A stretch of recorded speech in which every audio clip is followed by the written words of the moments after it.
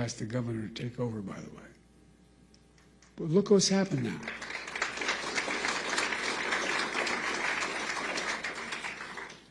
Fewer than 100 days, this new administration has made done so much damage and so much destruction.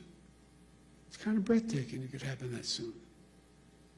They've taken a hatchet to the Social Security Administration, pushing an additional 7,000 employees, 7,000 out the door in that time, including the most seasoned career officials.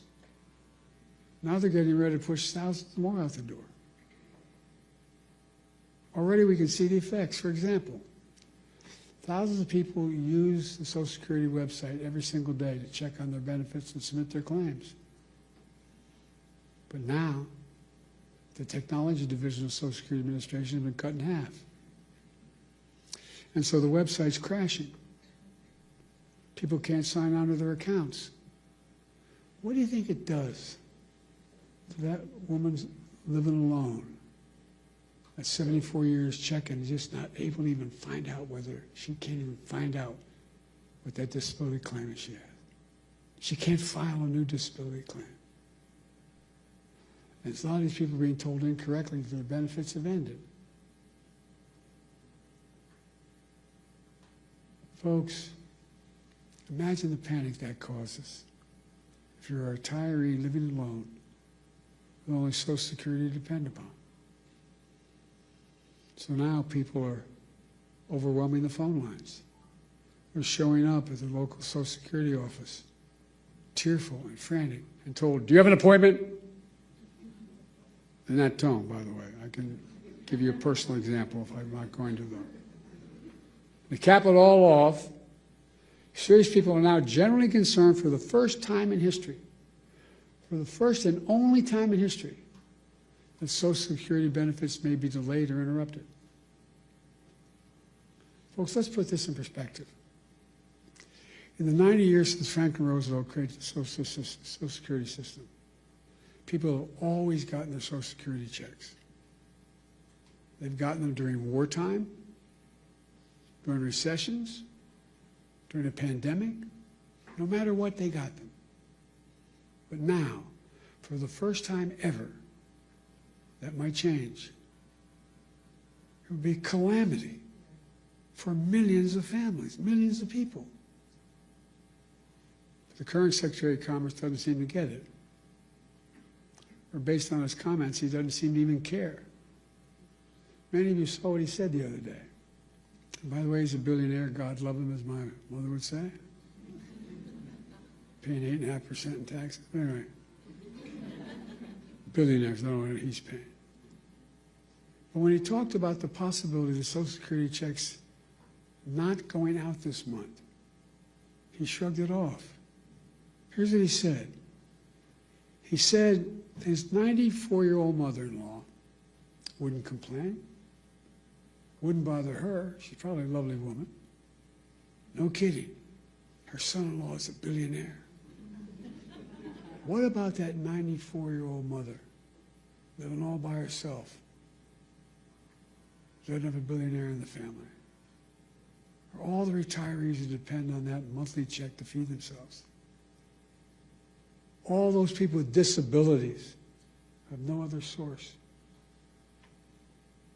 What about all those people? That's who you fight for. So they so desperately need you. And folks, it's not just the Secretary of Commerce.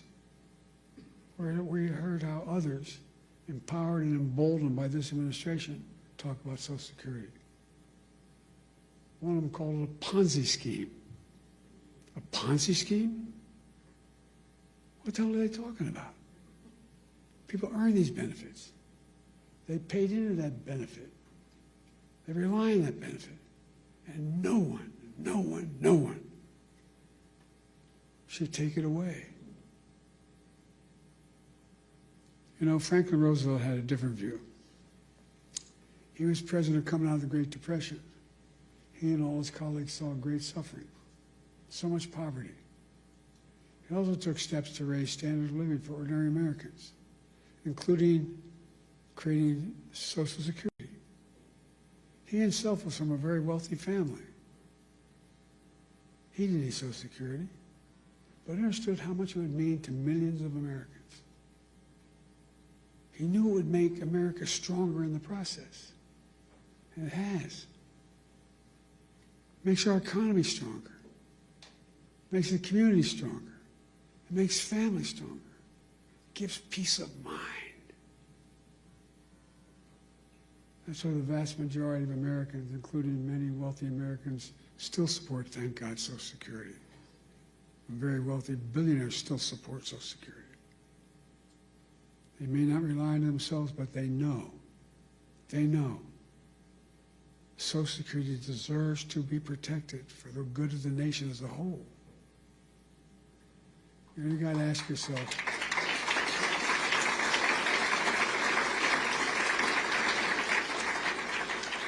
yourself, why is this happening?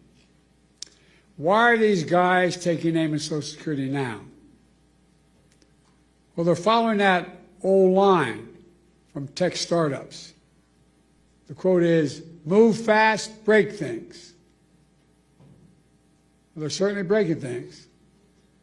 They're shooting first and aiming later. And as a result, the result is a lot of needless pain and sleepless nights. My friend Governor O'Malley knows what they're really up to. He says, and I love his quote, they want to wreck it so they can rob it. They want to wreck it so they can rob it.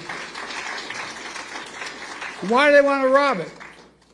In order to deliver huge tax cuts to billionaires and big corporations and keep it going. They want to make permanent the 2017 tax cuts, which overwhelmingly benefited the wealthiest Americans and the biggest corporations. That's going to cost $5 trillion. Where are they going to get $5 trillion to pay for it? Other than continue to run the deficit up. Well, what do they always do? By running up the national debt, number one, and then by taking the money from someplace else. What are the two big pots of money out there in raw numbers? Social Security and Medicaid. Well, from other programs that people rely on and have paid into. Republicans, these guys are willing to hurt the middle class and the working class in order to deliver significant greater wealth to the already very wealthy. Who in the hell do they think they are? I really think I mean, just basic decency. Who do they think they are? I think anybody should go out. If they can make it $1 billion a year, they can, fine. Pay your fair share. You know what the average, we have 1,000 billionaires in America. You know the average federal tax they pay? 8.2%. Anybody want to trade that number? What you're paying? Folks, look. Let me close. I'm sorry to go on so long, but it's just, anyway. I grew up in Scranton, Pennsylvania as a kid, and then Claymont, Delaware. Middle-class towns, working-class towns. Places where people worked hard all their lives with the promise that they'd be able to retire someday with a little bit of dignity. Because they've been paying in a thing called Social Security since the very paycheck they ever earned. These people get knocked down every day, learn to get up. My dad's one expression, you get knocked down, just get up. Get up. They get up every day. The last thing they need from their government is deliberate cruelty. It's about people and neighbors across the country who look out for each other. You don't see empathy. They don't see it as a sign of weakness. They see empathy as a decent instinct. They don't see cruelty as a sign of strength. Social Security is about more than retirement accounts. It's about honoring a fundamental trust between government and people. It's about peace of mind for those who work their whole lives so they can rest assured they'll have a chance they'll get back some of what they earned and what they deserve. But more than anything else, I mean this sincerely. And as my friend says, maybe it's the Irish of it in me, but it's about who we are as Americans.